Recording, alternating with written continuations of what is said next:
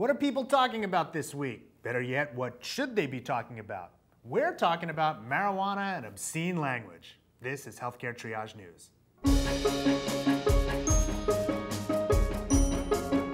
You may remember from our episode on marijuana that it's not nearly as dangerous, per se, as legal substances, such as alcohol or tobacco. But it's also much safer than many legal prescription drugs like opioid analgesics. Chronic pain is unfortunately common, and the number of people who are on prescriptions for relief from that pain with opioids has almost doubled in the United States in the last 10 years. Unfortunately, misuse of opioids or disorders from their misuse and deaths from overdoses have also gone up significantly too. If only there were some other, safer drugs available to treat chronic pain. As of this summer, almost half of the states in the US have made medical marijuana legal. To the research.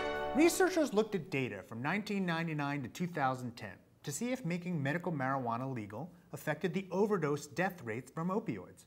Before 1999, only California, Oregon, and Washington permitted its use.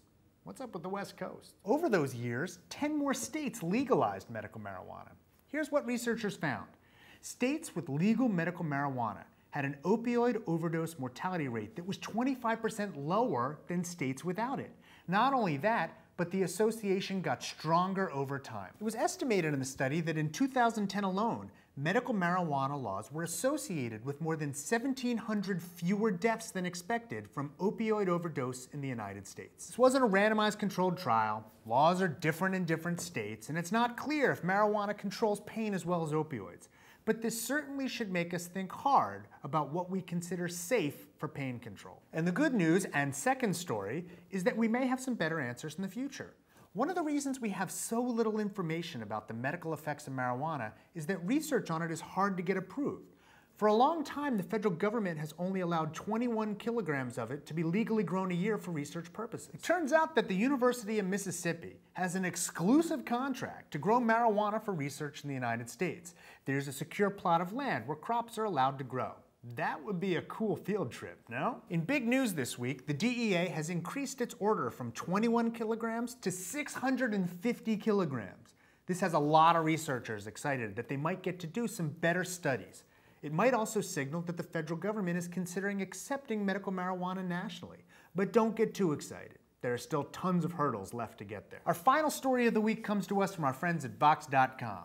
Joseph Stromberg wrote about 5 surprising things about swearing, linked to the article down below. For instance, swearing appears to be becoming more common. But the most interesting of the 5 concerned a study about swearing and pain tolerance. Researchers got 67 undergraduate students to put their hands in ice-cold water for as long as they could. Only 10 of them made it to 5 minutes. They all did this twice, and on one of the 2 times they were randomized to swear. They could pick any curse word they wanted to, and they were told to repeat it while they kept their hands under the ice-cold water. One participant was excluded because he or she couldn't come up with a curse word. Some people. And get this, participants who swore were able to withstand the pain for significantly longer. They also reported significantly less pain overall. The effect was seen regardless of sex or gender. The only people swearing didn't work for were males who had a tendency to catastrophize. Not that we know anyone around here like that. So it turns out that swearing might have a hypoalgesic effect, and the popularity of all those foul-mouthed HBO dramas might be good for our collective pain tolerance.